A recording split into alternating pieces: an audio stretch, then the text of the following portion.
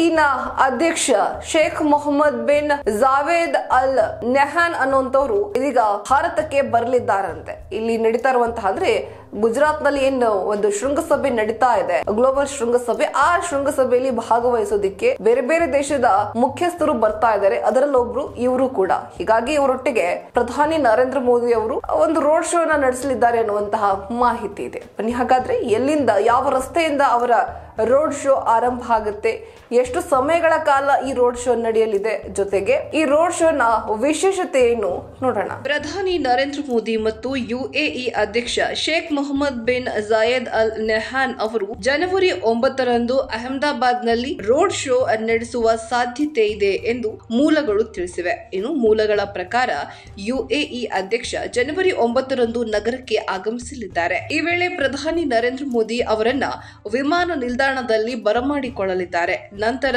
ಉಭಯ ನಾಯಕರು ಸರ್ದಾರ್ ವಲ್ಲಭಭಾಯಿ ಪಟೇಲ್ ಅಂತಾರಾಷ್ಟ್ರೀಯ ವಿಮಾನ ನಿಲ್ದಾಣದಿಂದ ಸಬರಮತಿ ಆಶ್ರಮದವರೆಗೆ ರೋಡ್ ಶೋ ನಡೆಸಲಿದ್ದಾರೆ. ಇನ್ನು ಈ ರೋಡ್ ಶೋ ಸುಮಾರು 20 ನಿಮಿಷಗಳ ಕಾಲ ನಡೆಯುವ ಸಾಧ್ಯತೆ ಇದೆ ಎಂದು ವರದಿಗಳು ತಿಳಿಸಿವೆ. ಜನವರಿ 10ರಿಂದ 12ರವರೆಗೆ ಗಾಂಧಿನಗರದಲ್ಲಿ ನಡೆಯಲಿರುವ ವೈಬ್ರೆಂಟ್ ಗುಜರಾತ್ ಗ್ಲೋಬಲ್ ಶೃಂಗಸಭೆಯಲ್ಲಿ ಪಾಲ್ಗೊಳ್ಳುವ ಮುಖ್ಯಸ್ಥರಲ್ಲಿ Sheikh Mohammed bin Zayed Al Nahyan ಕೂಡ ಭಾಗವಹಿಸಲಿದ್ದಾರೆ. ಜನವರಿ 10ರಂದು ಪ್ರಧಾನಿ ನರೇಂದ್ರ ಮೋದಿ ಅವರು ಈ ಶೃಂಗಸಭೆಯನ್ನ ಉದ್ಘಾಟಿಸಲಿದ್ದಾರೆ.